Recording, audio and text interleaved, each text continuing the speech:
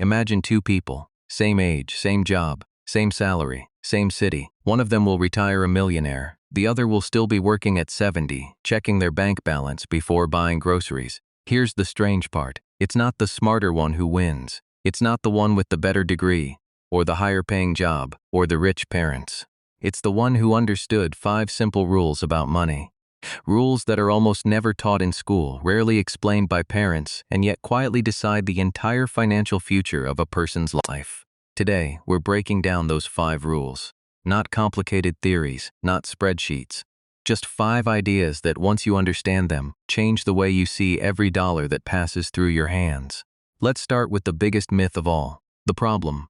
Why smart people stay broke. Most people believe money problems are about income. Earn more, and everything fixes itself.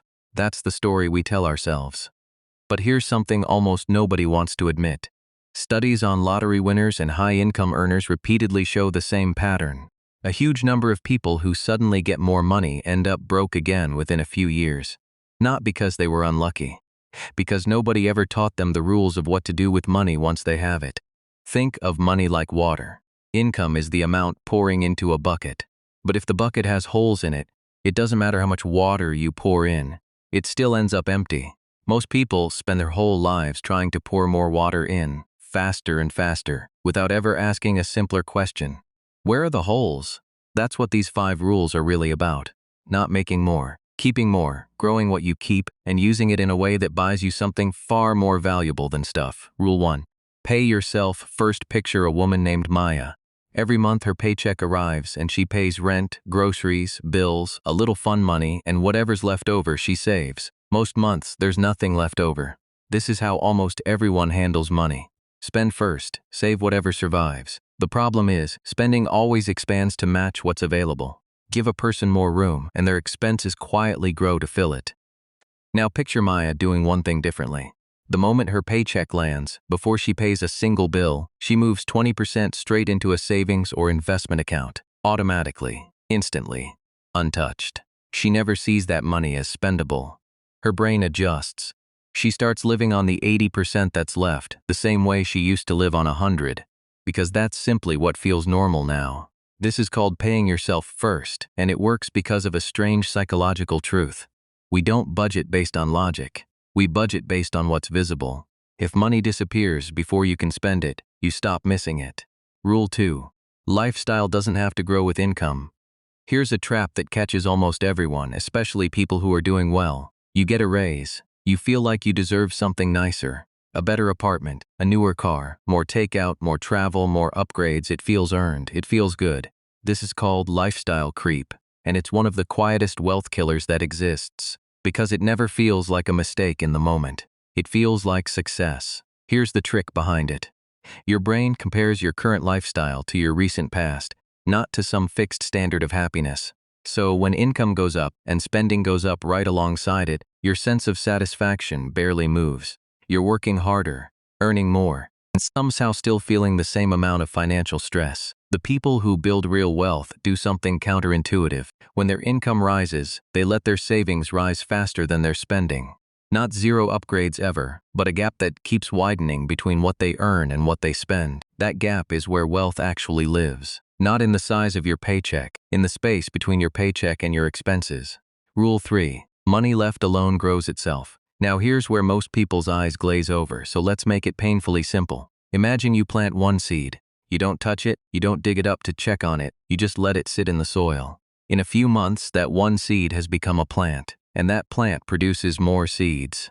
And those seeds grow into more plants. You didn't do any extra work. The growth just kept building on itself. This is exactly how compound growth works with money. When you invest, you're not just earning returns on the money you put in. You're earning returns on your returns.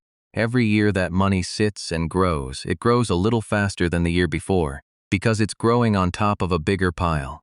Here's the part that surprises people the most. Time matters more than the amount you invest. Someone who invests a small amount starting at 25 will almost always end up with more money at retirement than someone who invests twice as much, but starts at 35. Not because they were smarter, because they gave their money more time to multiply on itself. This is why the single most expensive financial mistake isn't picking the wrong investment. It's waiting. Every year you delay isn't just a missed year. It's a missed year of growth on top of growth on top of growth. Rule 4. An emergency fund isn't about the emergency. Most people think an emergency fund exists to cover a car repair or a medical bill. That's true, but it misses the real reason this rule matters so much. An emergency fund is really about protecting your decisions. Here's what that means. Imagine two people, both facing a sudden job loss. One has 3 months of expenses saved. The other has nothing. The person with savings can take their time. They can wait for the right job, negotiate a fair salary, maybe even use the break to learn a new skill. Their decisions are calm and strategic. The person with no savings has to take whatever comes first, even if it pays less or leads nowhere good, because desperation doesn't allow for patience. This is the hidden cost of having no cushion. It's not just the stress, it's that every financial decision you make gets worse when you're making it from a place of fear instead of choice. An emergency fund isn't sitting there to be spent. It's sitting there so that fear never gets to make your decisions for you. Rule 5. Buy things that buy you time. Here's the final rule, and it's the one that changes how you see money entirely. There are 2 kinds of purchases in life. Things that cost you money forever, and things that eventually pay you back.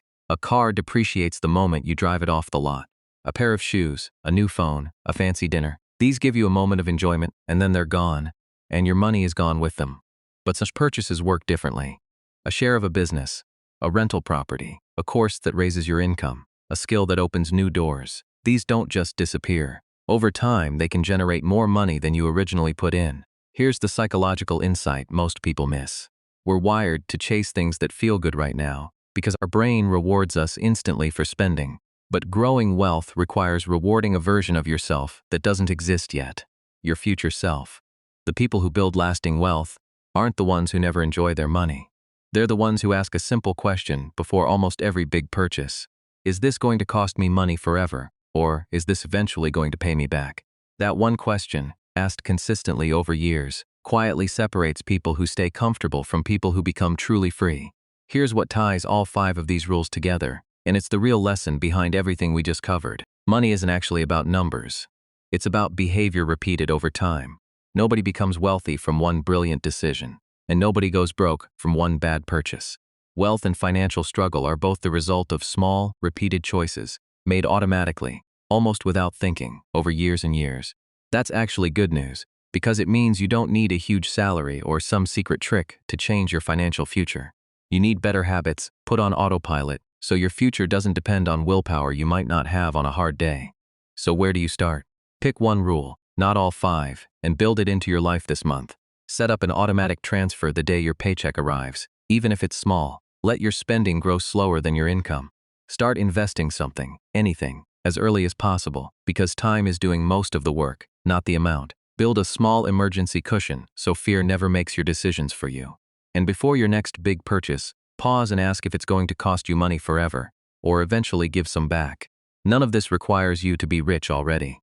It just requires you to be consistent. Here's the thing nobody tells you about money. It was never really about the numbers on your bank statement.